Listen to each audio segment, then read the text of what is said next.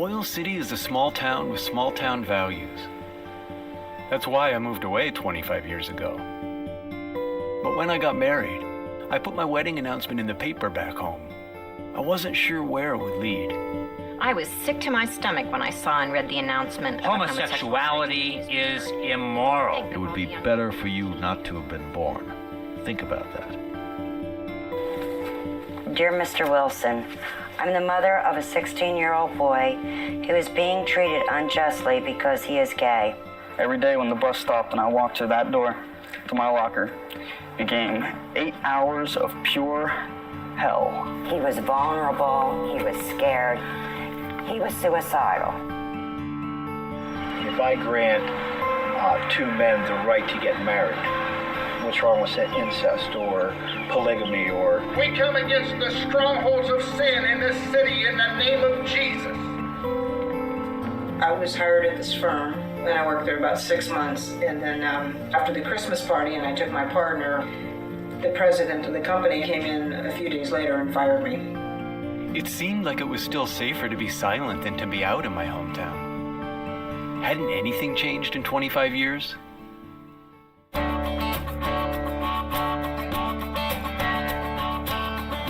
I had in mind when I met someone that it would be a year before I even kissed them. But all of a sudden, I have a family now. Yeah. So easy as that. I'm probably going to cry because it's like people are coming through. Still the toughest one. I used to have like a reputation and stuff as a badass and all this stuff. Do you think there will come a time when we don't disagree about the place that gay people have in the world? That would be a big change for me. If all this city wants is churches, then what do they need an Art Deco theater for? There's nothing you could possibly be in this world that would ever make me stop loving you. Oil City is different than I remember. But this story isn't about me or why I left. It's about the people who stay and have the courage to be open about who they are. It's about what small town values really mean.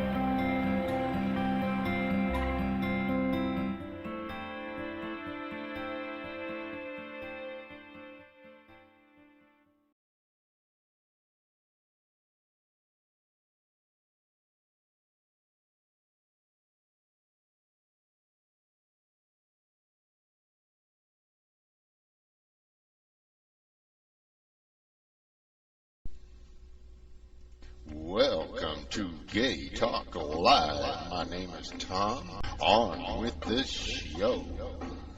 Joe Wilson got involved in documentary filmmaking through his social activism on human rights issues. Frustrated by the limitations of traditional organizing and advocacy, he picked up a camera with hopes of reaching broader audiences with stories that would inform and compel people to act. Joe was the program officer for human rights and global security at Public Welfare Foundation in Washington, D.C. for 10 years. Before joining the foundation, he worked with the Pacifica Radio Network's national public affairs program, Democracy Now!, and was a director of domestic and international grants programs at Share Our Strength, a Washington, D.C.-based anti-poverty organization. Joe received his B.A. in Urban Planning and Economics from the University of Pittsburgh and served as a U.S. Peace Corps volunteer in the West African country of Mali. Wilson's first film, Otros Amores, which examines other forms of love in Oaxaca, Mexico, won the Video Maker Magazine National Documentary Challenge and started him on his way. Since then, he and QWaves.com his partner Dean Hammer, his husband, have produced over a dozen pieces for national cable television and won numerous awards, including Audience Prize at the 1 in 10 Film Festival, Best Short Film at the Barcelona Gay and Lesbian Film Festival, runner-up in the Seeds of Tolerance competition, and official selection at film festivals in New York, San Francisco, Los Angeles, Miami, Philadelphia, London, Lisbon, Copenhagen, Cape Town, and Melbourne. Oh, that's a mouthful.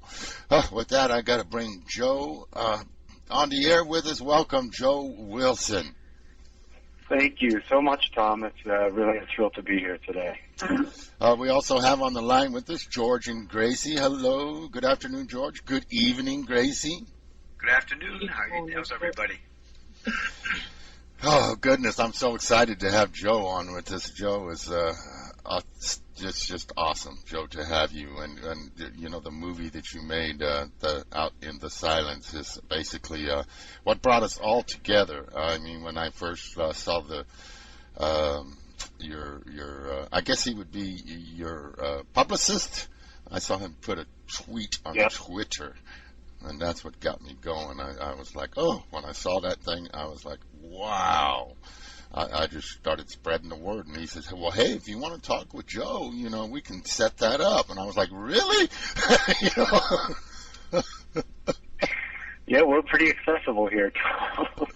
Really glad that you found it on Twitter, and we're really, really, you know, actually very privileged to be working with somebody like Casey Callister, our Garden Thieves distributor, who's really helping us get this film out to the audiences that we're really, really trying to reach. And they're not always the most easy to get to, and that's, you know, the kind of communities represented in the film, small towns and rural communities. Yeah, I saw that was one of your goals to in every. I mean, I don't know if that was dated information, to play it in every county in. It was Pennsylvania, right? That's right. Yeah, the stories in the film actually take place in Pennsylvania, the small town I grew up in, which is called Oil City, which is in the northwestern part of the state in the mountains. And because the stories are based there and have strong resonance, we did make an early commitment to try to reach at least one community in each of the state's 67 counties, and we're closing in on that goal. We're over halfway there, and you know, we're just going to keep going until we reach it, and then expand from there. Congratulations! Wow, halfway there already. Well, of course, I've seen you've had the movie play in many, many, many other places as well. Not just, yeah. I mean, goodness, I bet you had more than 67 showings in other places outside of that state. Yeah, I mean, the film is, you know, I think these days, you know, with the various platforms that are available, we're trying to take advantage of that to make sure the film is seen by those who can, you know, be inspired by the kind of stories that the film tells, which is, you know, how do people, particularly in smaller cities and towns and rural areas, who happen to be lesbian, gay, bisexual, transgender, or any other marginalized identity, how do we find our way in the world? How do we try to create successful paths to living in the communities that we want to call home? And yeah, we're finding that the stories are resonating much more broadly than just Pennsylvania. We're doing similar grassroots work in states across the country, including Oregon, West Texas, South Dakota, South Carolina. And the film, of course, is available online through many different kinds of outlets, including Amazon and iTunes, etc. Yeah, and I got to mention that just this, I mean, you know, I went to your qwaves.com and saw you had several other productions that you have done. And, you know, but this film all by itself, I mean, I got a list here of, let's see, 1, 2, 3, 4, 5, 6, 7, 8 awards. I'm just going to read them off. It was the winner of the Audience Award at the Hardacre Film Festival, winner of the Alternative Spirit Award at the Rhode Island International Film Festival, winner of Independent Lens Award at the Online Shorts Festival, winner of Best Short Film at the Pittsburgh GLFF, winner of the Audience Award at the Barcelona GLFF. GLFF, I'm sure, is Gay and Lesbian Film Festival. and winner of Best Documentary, Video Maker National Challenge, Official Selection Award at the Human Rights Watch International Film Festival, and a special jury prize at the Nashville Film Festival. That's quite an array of awards. Wow. Obviously. Yeah, it's kind of amazing hearing you say all that. I think it does, represent how, there are folks like us everywhere who are looking for places where our stories can be found and told and seen, and I think that's why it's resonating so broadly, because it's really representative of a hunger for fairness and equality, out there across the country and actually around the world. Well, and it's a tribute to the work. I mean, the work. You did an awesome job on that. I mean, George watched it twice. I asked him like a couple days. I said, George, have you watched it yet? Because we're going to be talking to Joe in a few days. He says, I already watched it twice. I was going, wow. We were all quite impressed. I mean, Gracie, George, myself, and I've watched it twice myself. And I want to touch a little bit though on your wedding, because I love Vancouver, British Columbia, Canada, and I've walked that trail next to the ocean there in Stanley Park several times myself. And when I read that you and Dean were married there in Stanley Park, I was blown away by that. Yeah, it's an amazing, amazing place. And we went to Vancouver, this was back in 2004, because at the time, marriage between people of the same gender here in the U.S. was not legal anywhere. So we actually obviously had to leave, our country to do what most people take for granted around the world. Yeah, which is a huge statement in itself. That's why I brought it up. Yeah, because I mean that's wow. And then the whole thing happened that got this all started. I mean, Dean put in his hometown of New York, in what was it, the New York Times, I believe, in the publication there about your wedding, and you did the same in your hometown of Oil City in the Derrick newspaper. Right, and that's really what got this whole project that we call Out in the Silence rolling. I mean, it was rather, I think, innocent at the time. Dean just thought it was the natural thing to do, to put the announcement in his hometown paper, and when it was published, we got notes from colleagues and family and friends congratulating us, and it just sparked an idea in me to see what happened, if I did that in my hometown newspaper. And of course, I thought, why not be able to do that? Why should there be a limitation on representation of just our lives in smaller cities and towns? And what was great was the local newspaper didn't bat an eye. They just said, sure, send us your announcement and we'll publish it. And, we live in Washington, D.C., which is 300 miles from Oil City, Pennsylvania. And just over the years, I had always kept a subscription to the paper, so I was getting it in the mail. And after our announcement was published, the papers arrived on our doorstep, and pretty soon there were many letters to the editor that started to appear, expressing all kinds of different, outrage about the mere publication of such an announcement. Giving visibility to a male couple in this town, and it astounded us. We watched this play out for literally more than 8 months in the paper. Wow. And then, what really sparked us, though, was one day in the mail we got something else, and that was a handwritten letter from a mother named Kathy Springer, who has a son named CJ, who was in 10th grade at the time, and she detailed in the letter the horrible abuse, harassment, and discrimination that he was facing in his high school, and she was asking for help. She didn't know where else to turn. And when you think about that, the fact that somebody, a concerned mother, who had a son going through what she described as torture, and I think, it really was horrific to hear what he was experiencing just, on a daily basis going to school. She had nowhere else to turn. And, lucky for her, she happened to catch our announcement, and it sparked something in her that said, maybe they can help.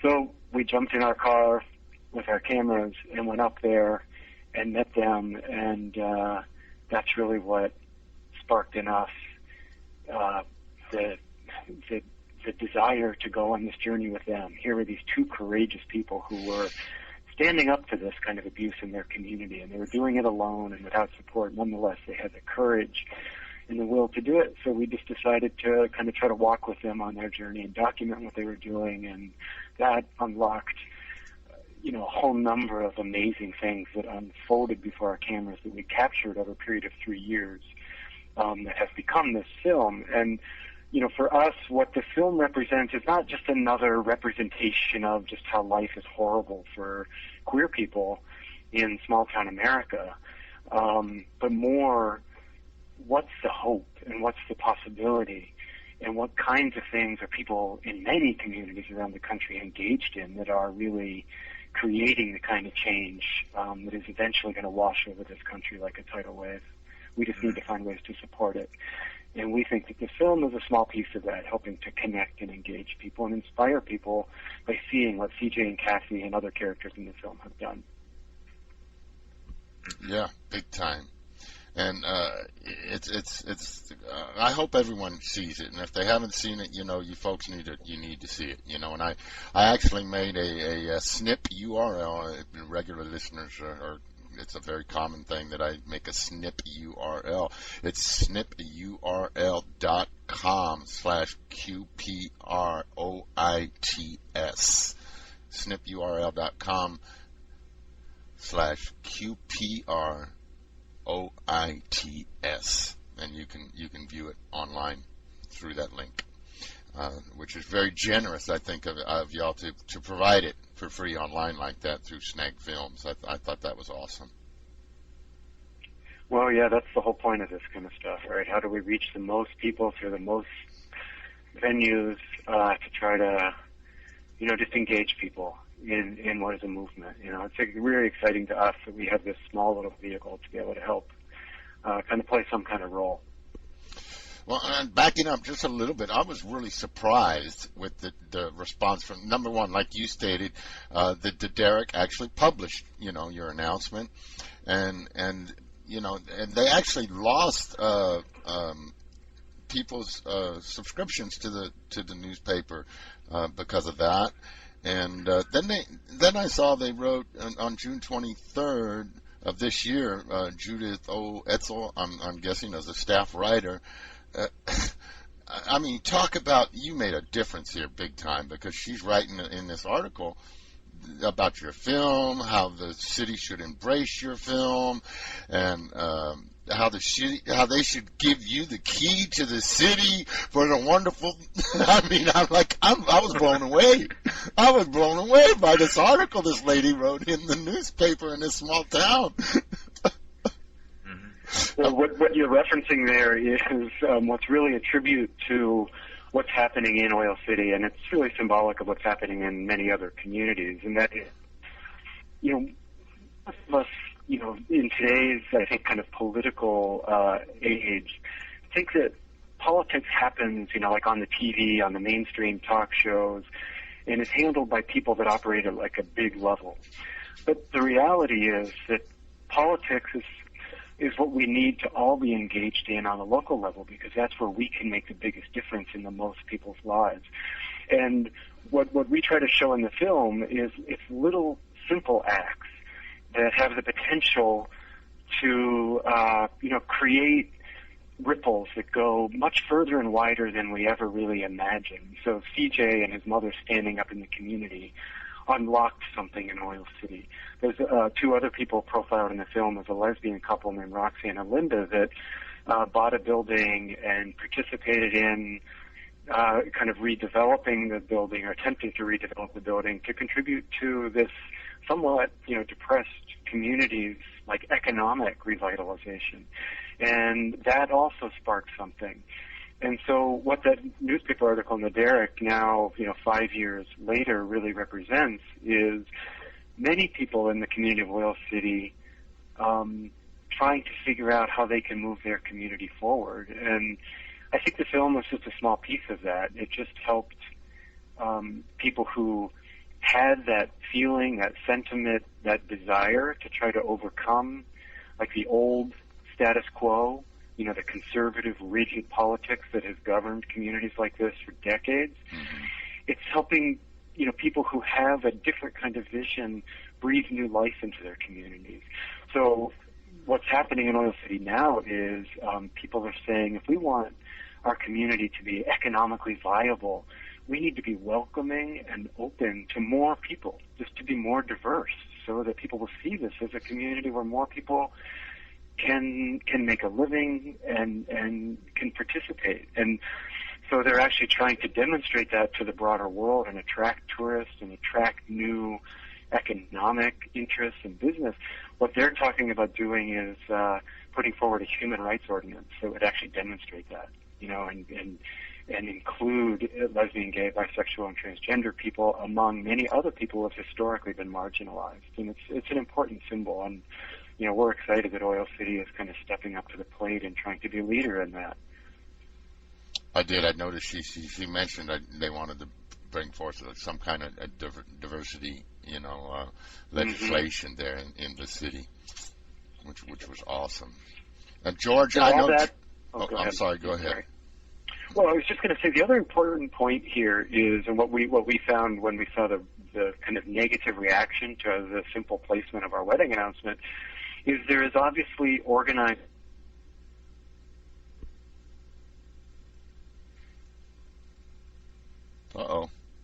And, you know, respect for rights and dignity in this country. And it's coming from organized groups that have, you know, multi-million-dollar budgets. The American Family Association, Focus on the Family Research Council, on and on and on. And there's this constellation of groups that are actively organizing to limit our full participation in society. And that's what happened in Oil City. There's a chapter of the so-called American Family Association based there.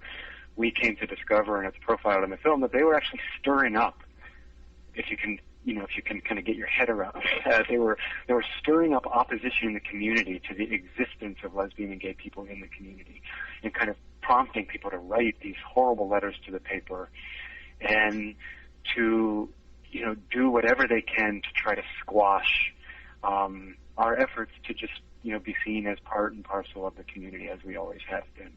And so that's what we also need to try to think about as a movement is, well, how do we counter that? And in the movie, what we try to show is we naively went back to Oil City, Dean and I, thinking, hey, we just need to shine a light on this and kind of engage in battle with those kind of people. And what we came to learn, and it's really what I think the future of this movement is, that we don't always need to be engaged in battle. That's not necessarily effective.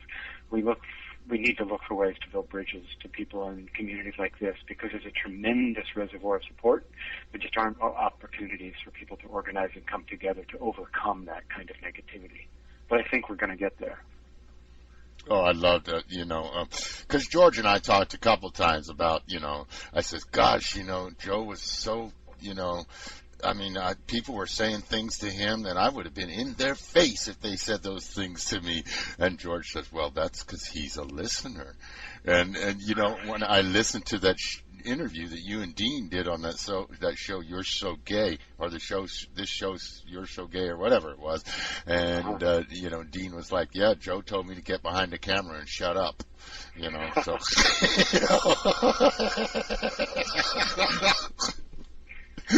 But George, I know George has something to say about the Latonia because he was blown away by the chandelier.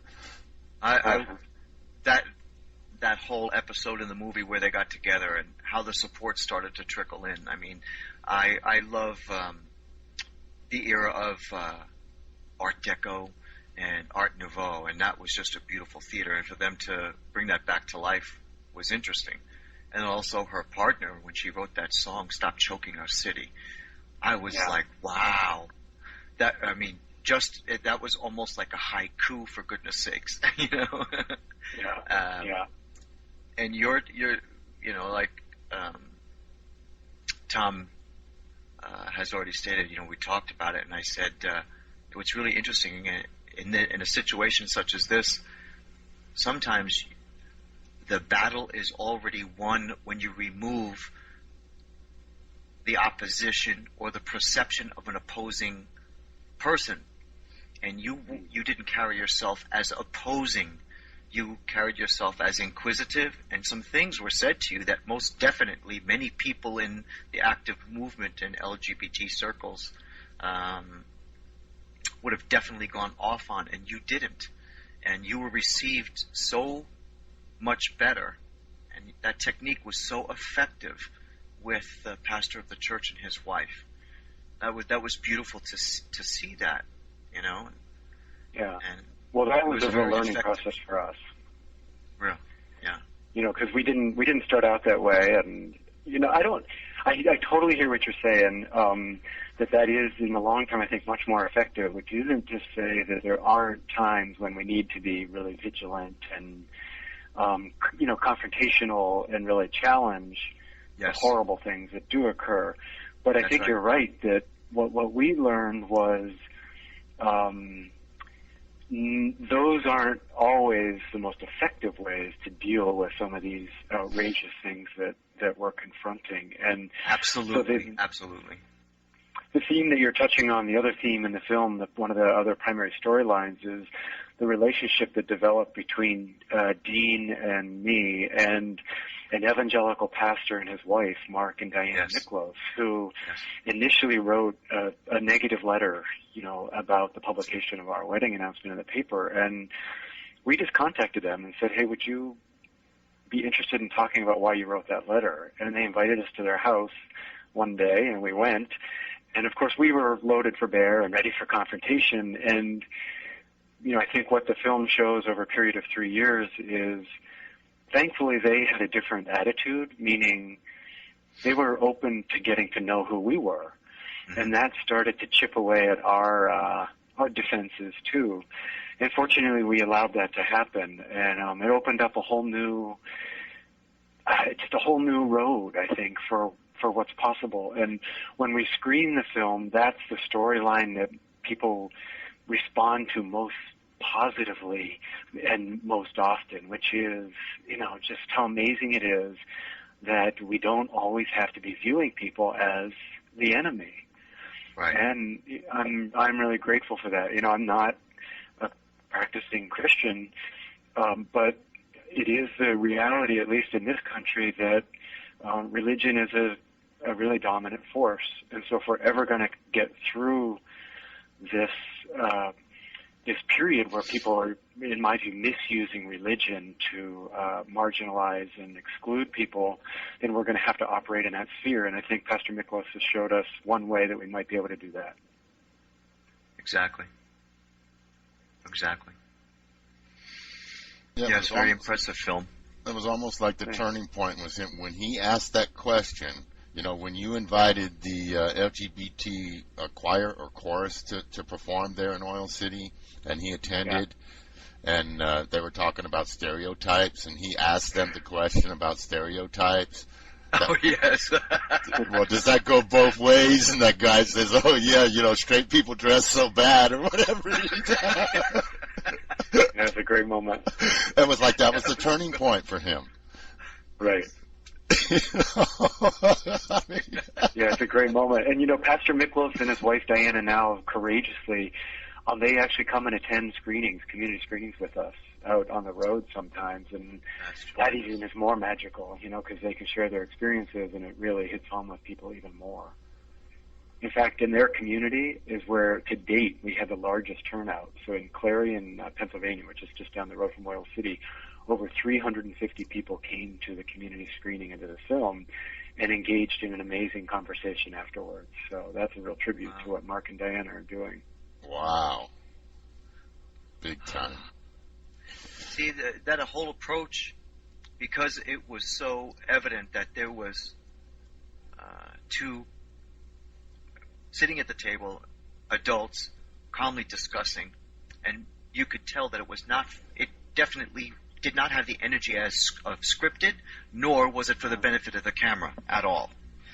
And I didn't get that, because I love, as Tom will tell you, I love interpretation and observation of body language, expression, intonation, absence of statement, and I love watching that. And it just wasn't. It didn't appear as though that it was for the camera's benefit that the most important word in reaching the future is civility. And that was really great because there was open conversation. There was more information shared between the two, if not just from body language and eye contact, but calm conversation. I mean, it was so proactive. It was so productive. I was like, wow, this is really big. Like, there's no screaming, ranting, or raving. There wasn't spit flying out of anybody's mouth. How did Dean and Joe accomplish this? And it has to be the way you carried yourself after the learning experience. If Dean was on the line, he would probably refer to the magic of editing. We had over 200 hours of footage of different kinds of experiences there. So, I have to be totally honest. We didn't always operate on the level that you're talking, and I understand that. Oh yes, I understand that. But the moment that you caught, and that goes without saying because you're dealing with human beings, but it probably would have done a detriment of what you were trying to accomplish. But even sharing it so honestly, Joe, like on the air that you had that, it still makes it very human. It still makes it very human that it wasn't always that way, and it's okay that happens. But to find out that there was learning on both sides, that finding that it was not productive to carry yourself in those loud terms, but the fact that you offered, we're human. To imagine that there wasn't any, I understand that. But the fact that what got into the movie, you could tell that there was a learning curve. And I even mentioned at the time, if I'm not mistaken, that there had to have been, the way that he was carrying himself had to have been from previous experience, that it wasn't getting anywhere. Maybe even specifically in this instance, in this town, the way these people were. All those small towns, they're all very, very, very different. Mm-hmm. You would not get the same reception, or would have you probably gotten in some towns any leeway at all. Yeah. So. Yeah, well, thank you. There was that town. Let me bring up my notes. What was it? I got to scroll down because that's like.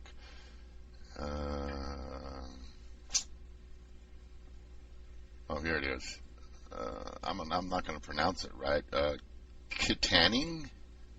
That's correct, yeah. Oh, Kittanning Public Library received threats when you were showing it there? Yeah, so this is, when we first started doing these community screenings, we actually anticipated a lot of opposition. And frankly, we have not only not received, much opposition, but quite the opposite. The way people respond is really, I think, what George is talking about, the spirit, what's found in the spirit of the film. Most people come together, in a positive way to think about how we can get through this stuff without being, terrible to each other. What happened in Kittanning, Pennsylvania, which is a small city about the size of Oil City that's northeast of Pittsburgh, we scheduled an event in the local public library. The library director was wonderful and, was courageous to do this. And once again, there was a so-called Christian organization based in the community that kind of under the surface started to circulate opposition and raise people's fears about these kinds of issues. And that's what prompted some of these responses, literally death threats to the library staff for simply holding a film screening at the public library. I mean, it's outrageous, and it really exemplifies what those kinds of movements are about. But, thankfully in our experience, that has been the exception rather than the norm. Oh, well, that's good to hear. I mean, but you got to wonder. I mean, the police department put a police officer outside the premises because of the threats, and you got to wonder if that police officer wasn't there. Who knows? That might have been your saving grace. Yeah, I mean, that is the fear when people feel free to operate like that in a community. Like, we weren't so much concerned what was going to happen on that day. And in fact, there was like an overwhelmingly positive response from the community, and there were people standing in this library just to watch and participate. But our real concern is, well, what's happening in a community like that on days when all the attention isn't on the event? You know, like, what about the kids going to the local high school in that kind of environment where groups are stirring up that kind of animus? Or the library director, you know, the week after the film, you know, after she's been targeted in the local paper, et cetera. I mean, you know, the spinelessness and the viciousness of this kind of activity is really, you know, obviously discomforting. And that's kind of what we're most interested in, is like, well, how do we address that in an ongoing way in communities that lack resources and support to do just that? You know, I mean, our urban areas are under-resourced as it is, and it's even, you know, more serious in places outside of major metropolitan areas where resources are really scarce. Right. Is there, you know, what is this? Is there? I'm sure there's got to be some what they call backsliding, or some, you know, you move 1 block forward and 2 blocks back, and I don't know, has anyone ever gone back to places like Columbine because of what had happened there? Mostly, they had those groups come together because of bullying, you know. Yeah. That Columbine actually occurred because of the foundation of the way students were treating each other, and of course they had plugged in programs and whatnot for how to treat people respectfully, that bullying was no longer going to be tolerated. I wonder how they've progressed since that terrible incident. Have they progressed to wipe bullying out, or to have competition a little bit more productive, proactive, not violent? Is there more respect? And in the absence of cameras and the absence of the limelight, I wonder what these towns will do. But I guess our test of time is southern Pennsylvania. The big uprising that they had there. How is it in that city right now? Well, I think that's a really essential point here. And you know, my thinking on this is, you know, we can never relax about this stuff. You know, all we have to do, if we look at the national level, is look what happened in November of 2008. All the hope that was invested in the election of President Obama. I mean, how exciting a moment that was, and the euphoria many people felt, only to be where we are today, which is the negative forces never stop. And so those who have a different vision, we also can never stop. We have to always be looking for ways to, you know, continue creating opportunities for more people to participate fully and with full dignity and respect in all of our communities. Many people, you know, often kind of fall back on this notion that when it comes to LGBT rights, that the future is in like the younger generations, you know, but there's more acceptance, and it's just a natural, or like an inevitability that these things will come to pass. And I'm hopeful about that. However, I don't necessarily trust that that's going to be the case unless we organize. And that also, even if it is the case, is not an answer for the students who are suffering today. You know, they can't wait. They can't get their education 10 years from now when society is more accepting. It's too late. Same with people who are being fired or not hired because of discrimination in the workplace, et cetera, et cetera, et cetera. So, you know, we have to continue to do what we can, where we can, with whatever means we have, you know, at our disposal. And just one more point I think that really fits along these lines for me is we have to build allies, you know, alliances with our allies in these communities, because the struggle can't be achieved, you know, simply by those who are most affected by the discrimination being the ones who have to bring it to an end. Just like racism and other forms of discrimination and oppression, it has to be the people that are responsible for it, you know, and who benefit from that privilege that ultimately take responsibility for this. So we need our straight allies also to be a part of this movement and stand by us and help create opportunities for more people to be visible in our communities in order to be successful. What was the population of that town? So it's currently in the 10 to 11,000 range. At its peak, back in like the 50s and 60s, it was 25,000. But the economy, has slowly whittled that away. So then, they do have town gatherings and town functions where people did get together, because the main street itself looked pretty desolate during the film. Like a lot of empty shops and businesses and whatnot. Yeah, it's a struggling community, but it's it's also a thriving community in many ways. There's still a lot going on there, and one of the exciting things that's happening there now, many communities are looking kind of to the arts as a way to revitalize these beautiful old structures like the Latonia and other industrial kind of infrastructure that's been abandoned, beautiful Victorian homes. You can actually get a Victorian mansion in Oil City for under $50,000. Wow. Yeah, so I know. I lived in Pennsylvania. I lived in Scranton for 17 years, and I bought a 16-room Victorian in Factoryville, Pennsylvania, in the 80s. Yeah, so you know the story. I mean, amazing. Yeah. Right. Yeah. So there's so many beautiful assets and so much potential. The natural beauty there is incredible. So there's really amazing people there now that are trying to tap into all that and highlight those kinds of things as the future, and attract artists and other people who have a worldview that's much more embracing of diversity. So Latonia is still functioning then? It's still hanging on. I mean, because of this economic situation and some other struggles, it's not where it can be, but it'll get there. Yeah, that's wonderful to hear. Yeah.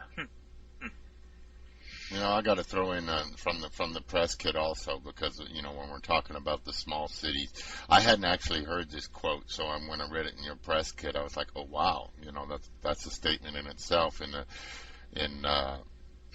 you speak about how Barack Obama made a statement about a bitter small town residents clinging to their guns and religion as they watch the rest of the world pass them by. I thought that was a very powerful statement. I had never heard him make that statement. But that kind of became a controversy back in the campaign, prior to the 08 election. And, obviously stereotypical, views come out of some level of truth, it's always said, and that applies on some levels to much of America, not just small towns, as we're seeing in the so-called Tea Party movement, et cetera. But what we're trying to tap into too is that there's so much more. I mean, the picture of this country, and the picture in particular of smaller cities and towns and rural communities, is so much broader than a simple stroke like that paints. And there's amazing things happening in small towns. And what we're trying to tap into is that notion. Like, often what you hear in lesbian and gay, LGBT conversations when it comes to, growing up in a small town, it's like, God, you just got to get out when you can. You got to go to wherever the nearby city is. For me, it was Pittsburgh. Some it's New York, San Francisco, Miami, whatever. And that's great if that's what people want to do, but that can't always be the answer. I mean, the answer can't be that to be yourself, to pursue your basic right to, the life that you want. It can't be to leave your home. It can't be to leave your family. It can't be to leave that place that you love. So we have to find ways to really, kind of create the kind of communities and the perceptions of our smaller cities and towns that more accurately reflect the realities there and the great potential they have to be great places where all people, can be welcome. Mm-hmm. How well equipped can somebody from a town like that, with that type of a population, the only thing that they're exposed to basically are some things, like on TV and just the computer, but just in upbringing, in the pace, what they're at, the young people at what ages that they're leaving those small towns, how prepared are they to even handle a big city? That's really jumping into the frying pan for much of that type of a population, that they're not prepared at all. Right. And those that have been successful, if they are going to plan, let's say that it's inevitable that they have to leave the city. that there should probably be something that is brought to the table in reference to preparation for this. You know, not that you're going into the woods of lions and tigers and bears. Oh my! But what resources are you going to have out there? Who is there? Somebody that you can talk to? Where you're going to have housing? Where you're going to have a job? Get prepared. If you're going to do that, just don't hop on a bus and get off and say, okay, I'm here. Those romper room days and Father Knows Best eras are over, where the city was that friendly, or that That's big really cities true. were that friendly. So we could probably help that teenage group that might be doing that by sitting them down and saying, okay, we understand that you have to get away, but let's do this intelligently. You know, because sometimes it's just inevitable they do have to leave. It's really true, and obviously, the school system is one of the places where we hope students, become prepared for life in many different ways.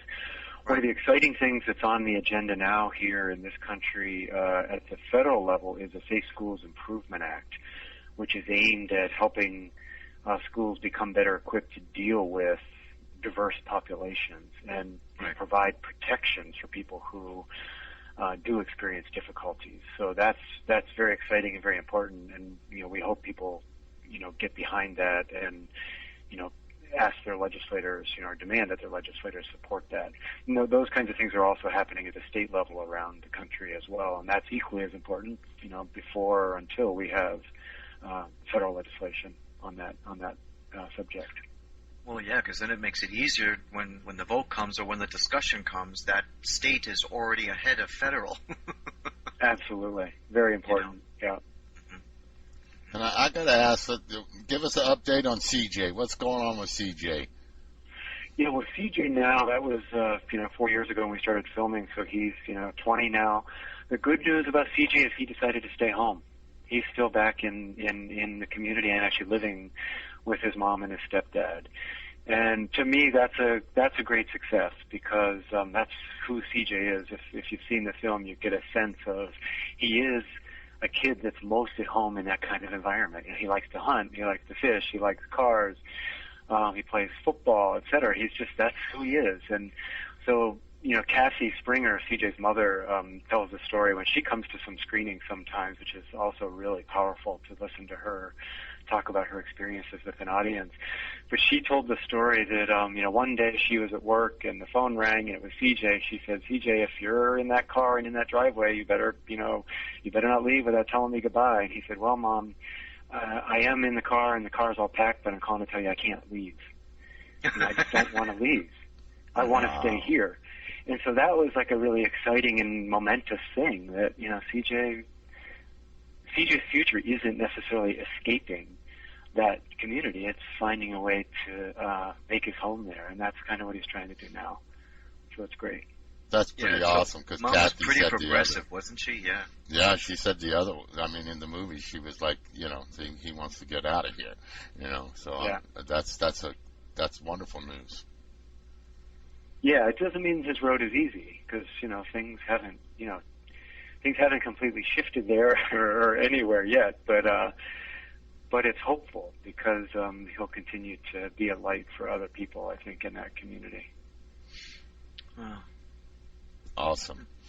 I besides watching the movie itself, Out in the Silence, folks, I got to tell you, you need to visit Q. That's the letter Q. Waves, that's plural with an S on the end, WAVES.com, QWaves.com, because Joe has several little shorts there, and one of them that really, really, brought tears to my eyes, the preacher, the poet, a little clip that he has there, because the preacher part I'm really not going to comment on too much, but there was the poet was a gentleman by the name of Kenneth Morrison, and he did this poem that he put together in memory of his best friend Devin, who committed suicide at the age of 13 years old.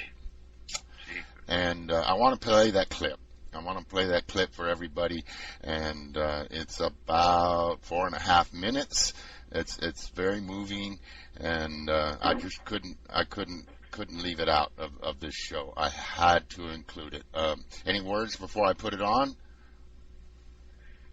Well, thanks for bringing that up, Tom. This is The Preacher and the Poet is a short film that Dean really put together, and it captures, I think, what we're talking about today, which is these issues aren't necessarily isolated to small towns. This is actually a young performance artist, Kenneth Morrison, who grew up and lives in Baltimore. And he just talks about the need for his community to overcome and challenge the way that the Bible and religion is used to harm gay and lesbian people. It's very powerful. Very, very powerful. So let me play that. It's also dedicated. Dean and Joe dedicated this to the memory of Coretta Scott King. In case anyone doesn't know, that's the wife of Martin Luther King Jr. So here it is, The Poet. At 13, he's holding a blade against his vein, struggling to remain sane and find escape to the pain he's forced to sustain by being strictly forbidden to exist as is. At 13, he tries, but can no longer hold the pain inside, but nor can he cry, because his soul has grown so cold, his tears are frozen. No longer able to pierce the holes in his head. He's only a kid, but he's dead on the inside. Being criticized by church peers as they shout faggots as loud as their hollow hearts would allow. At 13, his right hand shakes as his fragile skin begins to break while he tries to understand why his pop said he would rather him die than be caught with a guy. At 13, he can no longer conceive of reason to keep breathing. He's spending every second of every evening dreaming, eternally bleeding and screaming for freedom. At 13,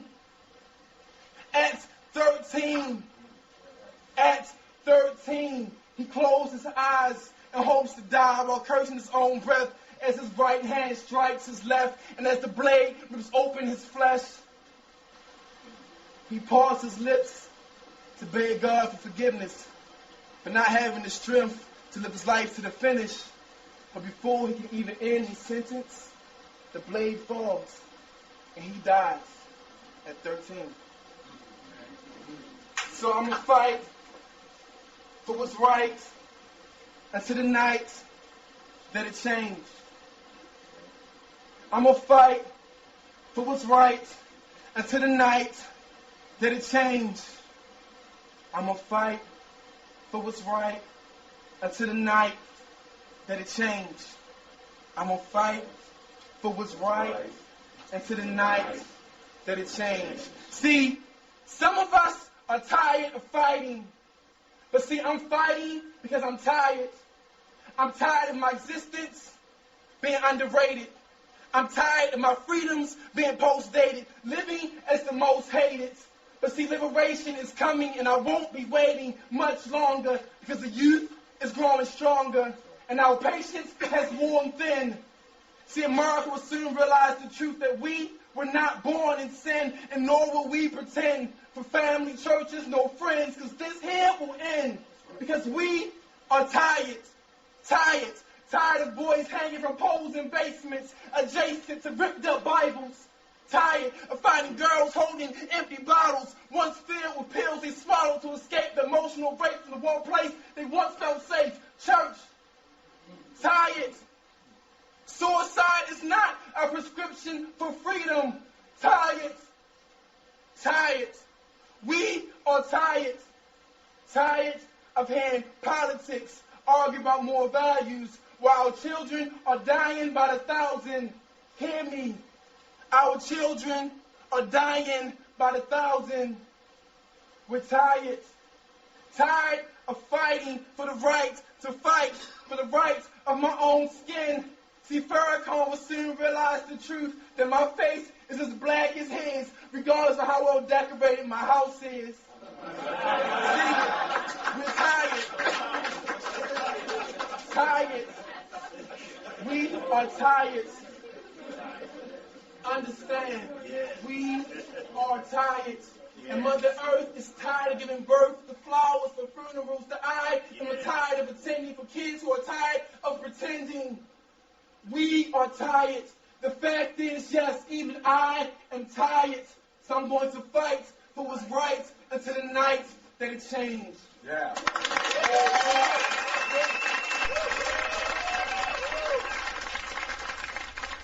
Very powerful.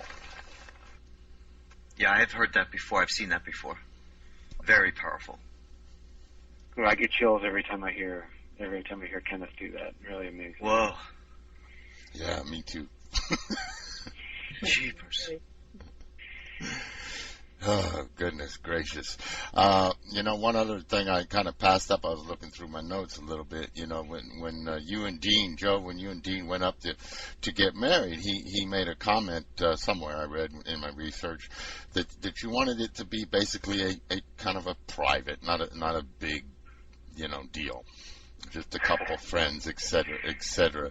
But then he was asked what was the funniest thing in y'all's path on this journey, and he said, well, you only wanted to keep the ceremony private, but he didn't tell me he was going to spend the next 4 years telling the whole world about it.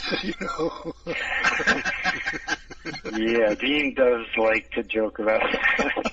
I have always been a very shy person, and there was kind of the deal we made when we decided to do this, which is we weren't going to have a big ceremony. Only 2 friends accompanying us to Vancouver, and we were just going to be quiet about it. And little did we know that the publication of that announcement was going to set us on a very different journey. And here we are, out talking to people, several times a month, a week about this somewhere in the country with audiences of anywhere from 10 to 300 people, and it is pretty ironic the way that it's working out.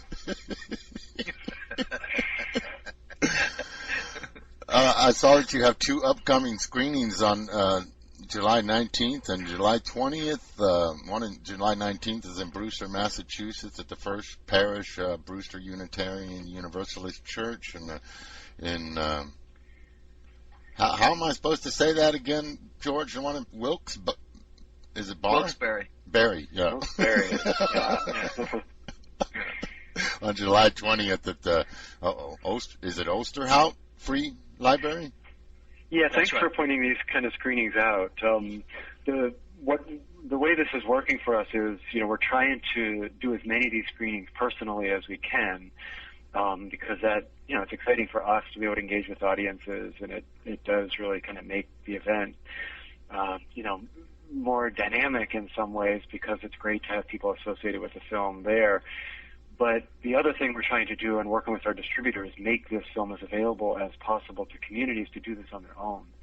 And so we have a discounted, 5 DVD package screening kit available where communities can get this online. It comes with a free downloadable discussion guide, an event planning toolkit, and other tools that help people do this in their churches and in their public libraries and in their communities or homes to engage the people that they're involved with in their community in these dialogues. And so we list these screenings on our website at outinthesilence.com, as well as on Facebook. That's a very active place for us to build our network, facebook.com/outinthesilence.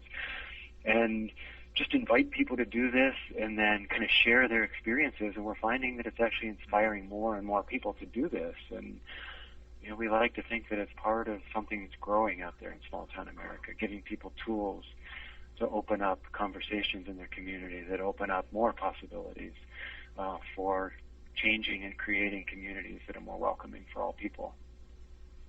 Yeah, you're using that, I think it's from the indie film. It's an indie film model of publicity, of getting the movie around. That more or less like the same model that the movie, the docudrama, The Age of Stupid, and also who were the 2 journalists that were kidnapped that the movie came out years ago. An indie movie was made by a First. He was the director, and they pioneered the way to get the movie out to the general public, because it didn't do well in regular theaters or DVD. What they did is they offered this type of a package It's a press release package, right? Yeah, I mean, I think the way the media is being, seen now is really in a transitional period, and not everybody's going to movie theaters anymore. I mean, not everybody can afford that model.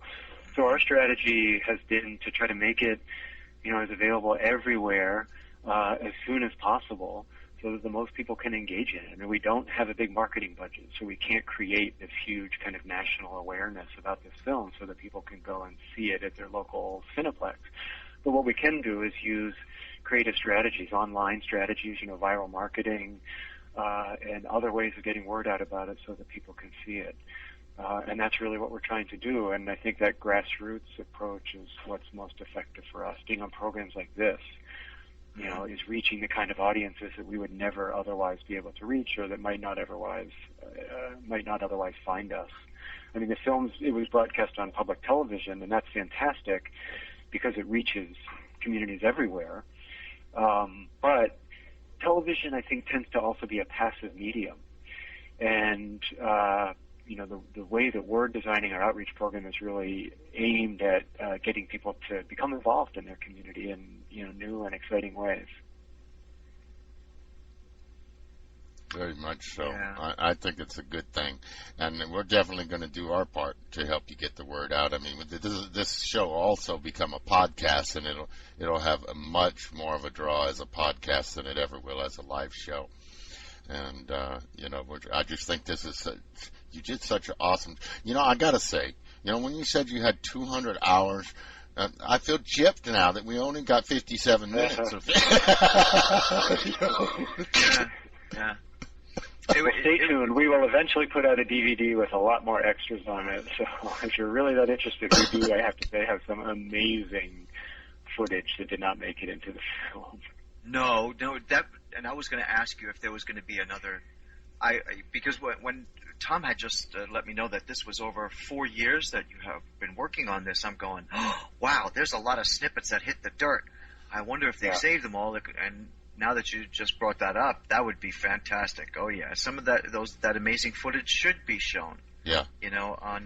In contrast to see transition, the changing of minds, the changing of hearts, and then those, hopefully the select few that you did show at the end of the movie, that young lady wouldn't even talk to you as she walked down the street and turned her back on you and walked away because she didn't get her way. Yeah. She couldn't control. She was upset over not being able to control everyone. Mm-hmm. Right. Oh, that silence spoke volumes, though. It sure did. You know. But she was, why? Because she was speechless. There's nothing that she could say. Yeah. There's nothing that she was speechless. Joe, you also don't. I saw there's like a CD of the soundtrack from the music used in the movie, right? Oh, thank you so much for mentioning that. Yes, we had, as you played at the beginning, the song from Goddess and She, and we had some amazing music in the film. Another really important contributor and actually a collaborator in the film is named Namali Brennett, amazing singer-songwriter based in Tucson. Also happens to be transgender singer-songwriter, amazing voice and talents, and she gave us so much music for this film, and I think people really love it. The Out in the Silence soundtrack is actually available on iTunes, and we're using that as a tool to help raise money for our ability to go around the country and do these grassroots screenings. Yeah, I debated on having. I just couldn't pick. Nominally had several songs there were so awesome, and I'm just like, oh man, I didn't want to bog the show down too. I didn't know how much time you were going to be able to give us, so I didn't want to bog this show with too much on the sound clip side, because I had to have the Set Me Free and the Poet, and I was thinking, oh, sorry, Nominally. I hope people go check it out, though. They'll really be inspired by her music. Her website actually is nomalibranett.com, too, if people want to check it out. Amazing stuff. Yeah, and she's even on YouTube. I noticed. You can just go search her on YouTube and find some of her stuff there. Most of it's live performances, because she's an independent artist, right? Indie artist. She's always out touring, playing coffee houses and house concerts and other venues around the country. So yeah, check her out. Yeah, she's awesome. She really is. Oh, goodness gracious. Oh, Joe, it has been so great. I hate to take up too much of your time here. I think we covered all the bases. If we didn't, feel free to throw something out there for us. Well, I guess I would just like to finish by saying, thank you for having me on and for talking about this subject and helping people learn about Out in the Silence. And if people want to get involved, please go to outinthesilence.com and let us help you do work out in rural areas and small towns across the country to build a movement for fairness and equality for all. Thanks so much, Tom and George and Gracie. It's been really cool talking to you. You're welcome. What a pleasure. What an honor. Oh, I'm honored very much. It was awesome, Joe. I mean, I was very honored to speak with you, and I was, just, I got to emphasize what Joe just said, to all the listeners out there, that, this Out in the Silence needs to be seen by as many eyes as possible. It needs to be seen everywhere. There's no place where this is not an appropriate venue for this to be seen. Go to your libraries, go to your convention centers, contact your city fathers and mothers. Everybody needs to see Out in the Silence, and all the information you need to get it in someplace near you is to go to outinthesilence.com. And Out in the Silence is all stuck together like it's one word. Outinthesilence.com. You need to see it, and everyone you know needs to see it. And even everyone you don't know needs to see it. It is that awesome. This is earth-shaking. It's big, powerful stuff. Joe did an awesome job with this, and we have to get it out there. Do your part, people. This is, so many people out there that don't. I love when Joe said, the TV, that the mainstream media goes to well, I'd like to be a little bit more blunt, an audience that likes to sit on their butt, and we need to get off our butts and get active. And this is a way you can do it without too much effort, Just, hey, send to your city council members or to your local library or whoever. Just send them the link. Hey, you need to go to Out in the Silence and check this out and see if you can get a screening here where we're at. It's a powerful, powerful message, and it has made a huge difference in so many places that I could go on for hours, but I hope you get the message, and we need to make sure everyone else gets the message. It's important. It's that important. Joe, you did an awesome job. You and Dean were totally, totally awesome, and what you did here is just there's no words that do it justice. Wow, thanks, Tom. Hard to know how to respond to that. Thanks for your support and helping us get the word out. And hopefully we'll see all of you at a screening somewhere near you one of these days. Absolutely. Well, Joe, I guess we'll let you go then. All right. Cheers. Thanks, everybody. Bye, Joe. Bye, Joe. Thank you. All right. I love you, and you, and you. Oh, and you too. And don't forget him. I love her, and him, and her, and him, and him, and her. I love you all. Adios. Have a nice trip. Bon voyage. Farewell to thee.